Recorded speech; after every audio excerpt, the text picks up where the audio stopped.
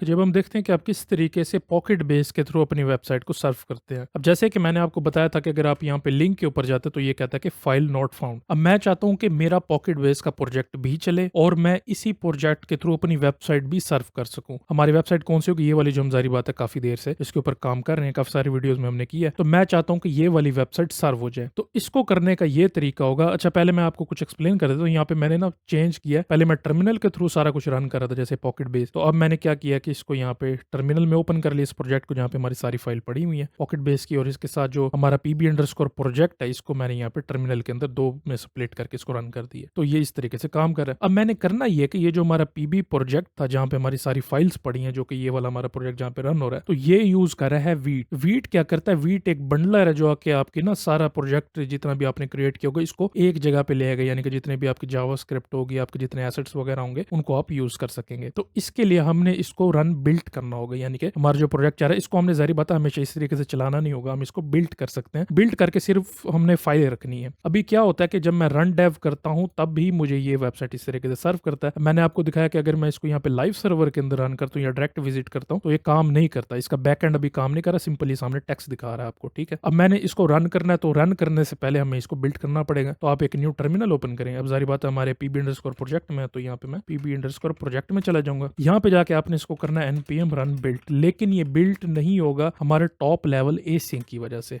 ठीक है, यहाँ पे मैंने इसको रन किए, देखें ये हमें कह रहा है कि यहाँ पे इशू है, इसने बना तो दिया यहाँ पे लेकिन इसके अंदर कोई फाइल नहीं आई। तो आप इसको डिस्ट वाले को डिलीट कर दे, बेशक ना भी करें डिलीट, लेकिन यह कि अभी हमने इसको थोड़ा चेंज करना है। अब आपने जाना एसआरसी में मेन जेएस के अंदर, यहाँ पे मैं सारा कुछ रिमूव करके इसको रिप्लेस कर देता हूँ इस कोड के साथ। ठीक है, अब ये कर ये रहा है कि हमने सिंपल ना यहाँ पर जो हमारा कोड इस तरीके से पहले अलग अलग लिखा हुआ था इसको हमने ये किया कि एक एसिंक के फंक्शन के अंदर ऐड कर दिया और फिर हमने इमीडिएटली इसको यहाँ पे नीचे कॉल कर लिया। सिंपल ये किया, ये वाला फंक्शन बनाया यहाँ से यहाँ तक, जो कोड हमारा बाहर था इसके अंदर मूव कर दिया और यहाँ पे नीचे इसको कॉल कर लिया। अगर कोई एरर होगा तो एरर सामने शो करा देगा, अगर नहीं होगा तो ये रन हो जाएगा। अब हमने ये करना है कि इसको दोबारा बिल्ड करना है। यहाँ पे तो मैं क्लियर करके यहाँ पे दोबारा बिल्ड करता हूँ। ये देखें इसने सारा हमारे एसेट बिल्ड कर दिए, यहाँ पे index.html और यहाँ पे हमारी जीएस भी आ चुकी है एसेट्स के अंदर। तो अब आपने करना ये कि अब आप सोच रहे होंगे कि ये मैं फोल्डर कहाँ पे रखूंगा। तो अगर आप डॉक्यूमेंटेशन पे जाते हैं ना पॉकेट बेस की, तो यहाँ पे आपको नीचे बताया हुआ है, यहाँ पे सिर्फ ये एक ही जगह बताया हुआ है यहाँ पे कि अगर आपका पीबी अंडरस्कोर पब्लिक की डायरेक्टरी एग्जिस्ट करती है तो वहां से HTML CSS और इमेजेस आप सर्व कर सकते हैं। तो हमारे पास ये डिस्ट का फोल्डर आ गया। अच्छा, अब ये बहुत ज्यादा मसले करेगा आपके साथ क्योंकि ये मेरा डेस्कटॉप पे पड़ा हुआ है ना, इसलिए ये मुझे ना रिनेम करने देता ना कॉपी करने देता। तो मैं सिंपल ये करता हूँ कि यहाँ से विजिट करता हूँ ये अपने फाइल एक्सप्लोरर के थ्रू, यहाँ पे आके आपने इसको कॉपी करके यहाँ पे पेस्ट कर देना है। पेस्ट करके यहाँ पे आपने रिनेम कर देना है इसको पीबी अंडरस्कोर पब्लिक के ऊपर।